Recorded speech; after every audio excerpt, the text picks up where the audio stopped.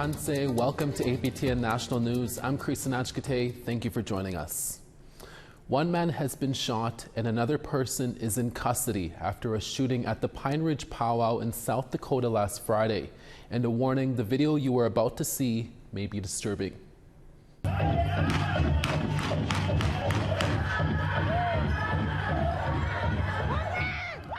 About 7 shots could be heard before crowds of people start to run away from the area. Police can then be seen running across the Pow Wow Arbor. According to the Oglala Sioux Tribe Department of Public Safety, on August 2nd at around 10:20 p.m., a confrontation between several males took place on the Pow Wow grounds. And during the altercation, a 57-year-old man was shot multiple times. The gunman fled the scene on foot but was later caught attempting to leave the area in a vehicle. The 57-year-old man was in serious but stable condition over the weekend. APTN News is awaiting to hear an update of his condition. Oglala Sioux Tribe President Frank Starr comes out, called the event traumatic, and sent his condolences to the victim's family. Just want to assure you that we have the situation under control, and we just want to emphasize that the incident that happened last night was an isolated incident.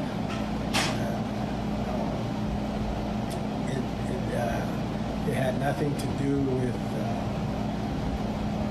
mass shooting incident or anything to that effect. The Pow Wow was shut down for attendees and dancers on Friday. However, the event continued on Saturday and Sunday with increased security. The incident was also addressed with prayer and ceremony by participants. Police continued to investigate. The Assembly of Manitoba Chiefs wants Indigenous Services Canada to stop obstructing access to residential school records. This comes after the release of a recent report by the Standing Senate Committee on Aboriginal Peoples called Missing Records, Missing Children. The report found Indigenous communities have difficulty locating important documents on what happened to family members who died or went missing at the genocidal institutions. It highlights that some key records held by government and the Catholic Church, which ran 60% of the schools, are scattered throughout the country. The report says this goes against an obligation to release all relevant documents to the National Centre for Truth and Reconciliation. Witness testimonies at Senate committees say there are barriers on where to find records, and when records are identified, there are long delays in retrieving information. Part of the healing is so much needed of intergenerational trauma to our people is to be able to speak to it, and it's to be able to acknowledge and to be able to give it back. And so that whole process is it's missing, and it's important for our people to be able to heal. Residential school survivors from across Ontario gathered in Sault Ste. Marie last week to talk about their experiences and to hear about the ongoing effort to find and recover the children who never made it home. Mike McDonald reports. The survivors gathering was hosted by Garden River First Nation, which is preparing for a ground search of a residential school site in Sault Ste. Marie. We thought it would be a great idea to bring all residential school survivors and projects together so they get an opportunity to learn and understand the various steps that are needed to do the search for missing children. The federal government's recent decision to cut funding for residential school searches was a topic of discussion. That's not the path of reconciliation. It's, when you do cuts like that, it's, you support denialism of Indian residential schools. That's what it is. Among the speakers at the gathering was the special interlocutor for missing children and unmarked graves, whose work has uncovered abuse at other institutions as well. The Indian hospitals, the TB sanatorium, reformatories, homes for unwed mothers. These are all places that kids were transferred to from Indian residential schools and died at these other institutions as well. Survivors have their own personal reasons for attending the gathering. Getting the truth, the right truth about us as Anishinaabe people, and also how we survived, and all that information is very important so that we can teach our children. I think these gatherings are important because not only for our future generations, but also it shows our resiliency to what we went through. It gives us a lot of communication of different areas that First Nations are looking for, such as doing ground searches for the children who never came home. This healing is going to be an ongoing thing for the rest of my life. I've been at it for 30 years now, and I'm not going to, a lot of times I want to give up, but I can't, because they need to hear it from somebody that's been through it. I spent 11 years in Chingwak, getting hurt all the time.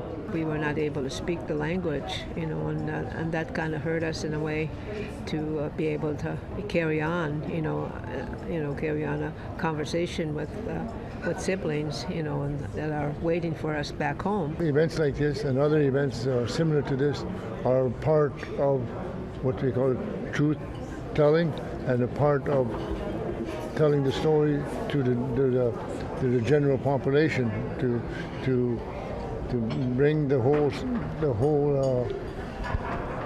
I guess the colonial history of what happened to us. To reconnect with your brothers and sisters from those days, it's always a very emotional time. Very happy to see everybody, and lots of tears. Find an outlet somewhere, sweat, healing circle, an elder. I spent a lot of time with the elders back home. So, don't stay stuck in it, and don't forget to live. That's my motto. Don't forget to live. Meantime, work continues toward a full search of the Algoma University grounds, which was once the site of the Chingwak Residential School. Consultations are ongoing with experts and affected communities. Mike McDonald, APTN National News, Sault Ste. Marie. The cedar forests have been severely impacted in BC, so much so it's having a major impact on the Indigenous people there. We'll tell you more when we return in about 3 minutes. Stay with us.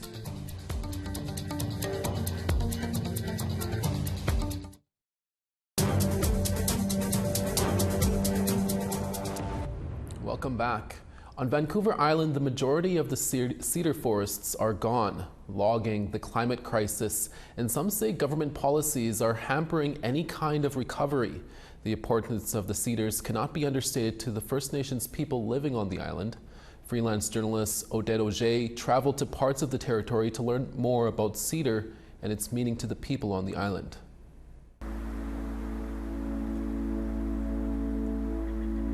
For me, coming out into the bush, that's my most happiest place in the whole wide world. If you want to be stress-free, just come out here. I started probably 25, 30 years ago. I carry on with the traditional harvesting of the cedar bark, and I supply the weavers, I supply the friendship centers, the schools, even the prison and Saanich I supply cedar bark to. For trees that are around my fingertips is the right size tree. It's 50 years old. So everything from houses, canoes, transportation, clothing, baby diapers, everything was made from cedar. The survival of our people depended on this tree. Everything from birth to death, it was an integral part of our lives. And so we refer to her as the tree of life. And she has a very, very important significance to me in my life. The spiritual component of cedar, she has the ability to absorb our energy. So our spiritual energy, our physical energy, the thoughts that we're thinking, the emotions that we feel, all become imbued into that medicine. I had come clean over 24 years ago, and I think that's when I first started realizing how important cedar was to our culture. It has become very important in my life. They say feed your body and soul and mind. The boughs of the cedar, for cedar brushing, the boughs would take off anything that our bodies are not needing and that we're ready to let go of. The negative energy from you as you call upon the ancestors. when you're brushing a person and you talk in our language and you ask the Creator and our ancestors to watch over that person, make sure that everything will become good for that person, take all the negative energy away that's in that person. The cedars are dying, and I notice every year, every summer, the boughs get a little bit more brown. You can't cedar brush with dead cedar boughs, and you can't weave with bark from a dead cedar tree. It's the foundation and a cornerstone of our culture. And so when I see these cedar trees dying, because they thrive in a rainforest and our climate is rapidly changing into something different, it's like we're witnessing the beginning of the end of our culture. There's an incredible deep grief that's hard to put words to.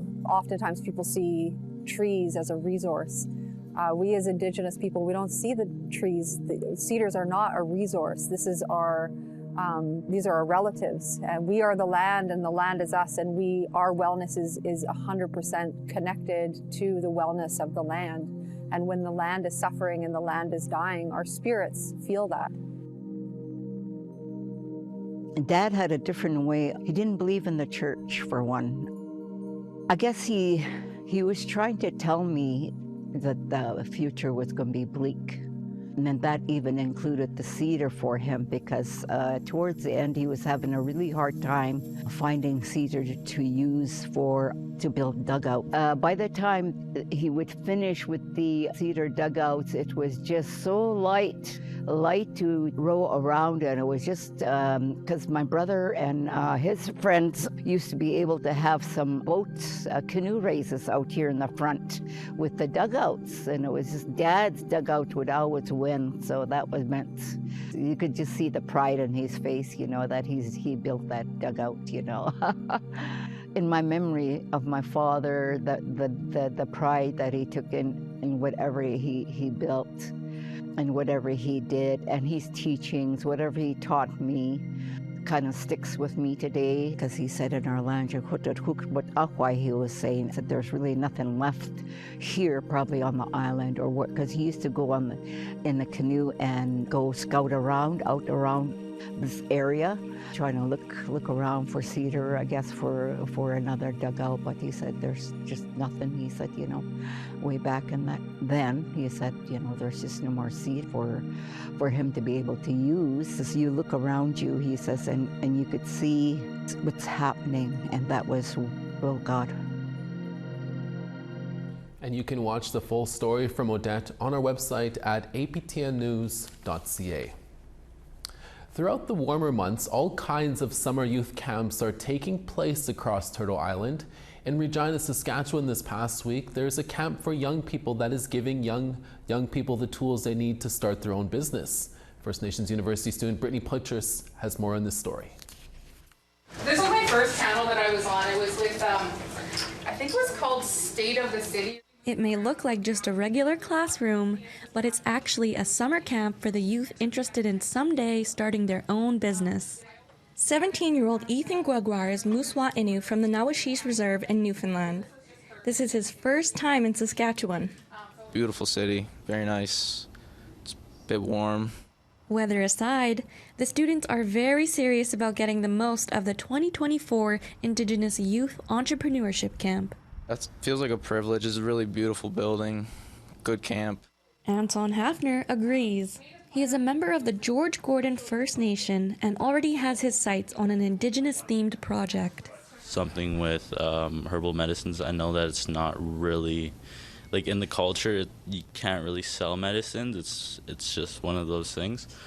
But maybe some type of like herbals, like for teas or I don't know, maybe for skin conditions and stuff like that. The camp allows students to get a taste of the wide world of business ownership.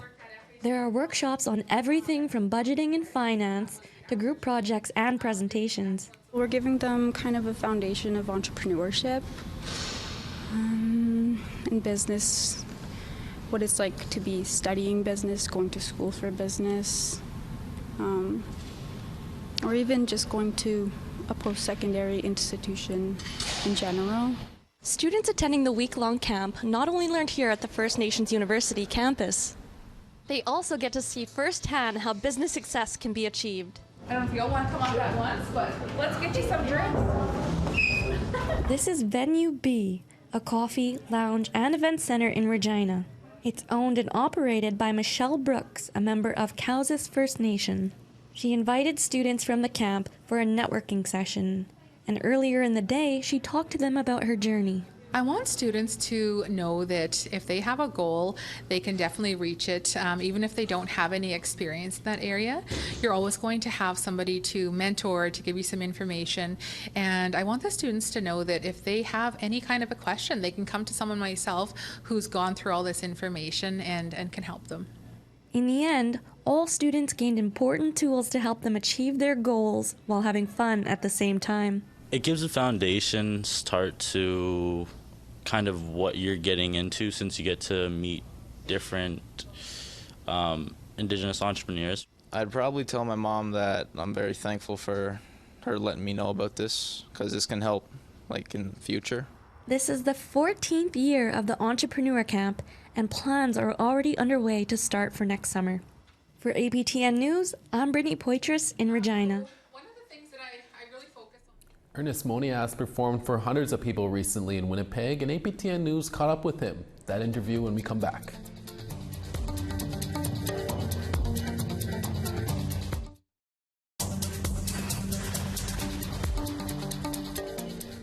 Over on the East Coast, St. John's 24th reigned Charlottetown 22.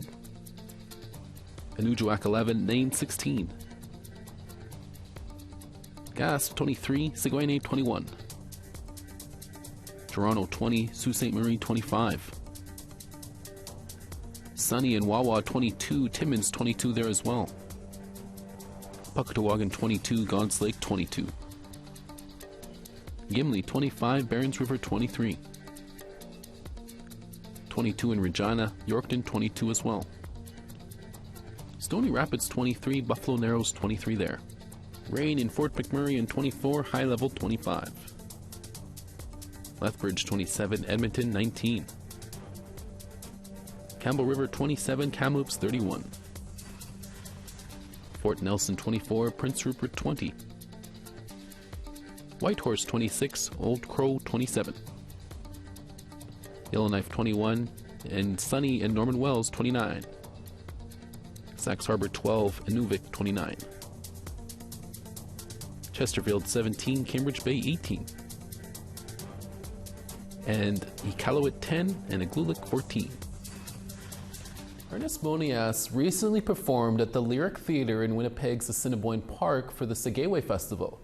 We managed to get a quick interview with him and check in with the Elvis of the North. Here's that interview. Ernest Monas, thank you for taking the time to talk to us today. I really appreciate it. 21 albums. You're 75 years old now, and you're still getting on stage and performing. Yeah. Tell me, are you ever going to slow down? No. Still going stronger. And it's just a number 2, But I enjoy what I'm doing, so I don't think I'll be able to get off the stage until somebody pulls me off the stage. But it's an honor to entertain our people. And that's my wish that I had back in the day. So I done did it. I came, I saw, I conquered. Right? Done to many fans out there that support me throughout the years. It's nice to see you too, sir. Okay. Good to see you too, Ernest. Or how have you been keeping busy these past years and throughout the summer? Well, this and that. I ain't going to tell you everything. Well, I've been writing songs, and I'm in the process of writing my autobiography. And concentrating on writing original songs, which I've got an original album coming out sometimes either October or November. And hopefully a video. I'd like to do a video. And I think that fans would like that. With their support, it'll be done, hopefully, God willing. Yeah. More Ernest all the time is I'm backing that as well. You also made a surprise appearance in Dreezus' music video War Paint. Tell us the inspiration behind that and meeting Dreezus. Where? You were in the Jesus music video, remember that? War Paint? Yeah. I just see him. It was a pleasure and honor for them to invite me to do a video with them. So, boys, good luck to you. You know, keep it up, keep it strong, like I do. Still going strong. So, I encourage you all to do the same. If we're going to do music, make it a blast for our people. You also being a residential school survivor, the federal government has capped funding for searching residential schools and unmarked graves and the records. Yeah. What are your thoughts about the federal government capping that funding? Well, that's the saddest thing I ever heard, when I first heard it. So I hardly don't want to comment on it anymore. We just, it's bad, sad, But God rest his soul, 215, etc., etc. And I've been in a residential school, like you said. Hard times, bad times, good times, but survive. Yeah, come a long way. Being a lawyer, no brothers, no sisters, no family. All I got is half brothers and half sisters. No mom, dad. So the Creator gave me a gift of music, and all my fans out there are my brothers and sisters. So that's all I got to say. Right, Dave? Right, buddy? Yeah. You've been performing since the late 1970s. The late Ray St. Germain discovered you and helped you in your career at the beginning there. How are you feeling about his passing? How it went about was 1970 was Manitoba Centennial year. My uncle couldn't go, he was sick. So he told me, you gotta go. So I'm going, Ray St. Germain, here I come. So I went with him on 33 community tour in 3 weeks. Sometimes 2 shows in one day. Finally ended up recording in 1979 with him producing the album and harmonizing with that album. I don't know if a lot of people know that, but he did the harmonies on that original song album. So God bless him, rest in peace, Ray. See you later over there on the other side. Yeah. Finally, Ernest, what is your message to other young Indigenous artists and musicians out there to get out there and perform and create albums? Well, I've said this many times that it's a long, hard struggle. You're going to go do music. Really, it is, You have your ups and downs, struggle, fall, get up. But you got to have a strong heart to do it. And I went for it. It was my dream. So I didn't try. I didn't want to quit. I'm going to go all the way. Hopefully I make it, I said to myself. But I think I did. So that's the advice I give the young Aboriginal artists. Keep it going, keep it going. Keep it strong, and stronger too. Ernest, thank you so much for chatting to us today. We really appreciate it. You're welcome, you're welcome. Hi, Machicho, Kinigi, and Agecoutay. 75 years old and still going strong. And that's your APTN National News midday newscast. We'll be back in a few hours for your evening newscast. Make sure to join us then. From everyone at our HQ in Winnipeg and from our staff across the country, hi miigwech masicho. Thank you for watching. Here's more sights and sounds of Ernest Monas.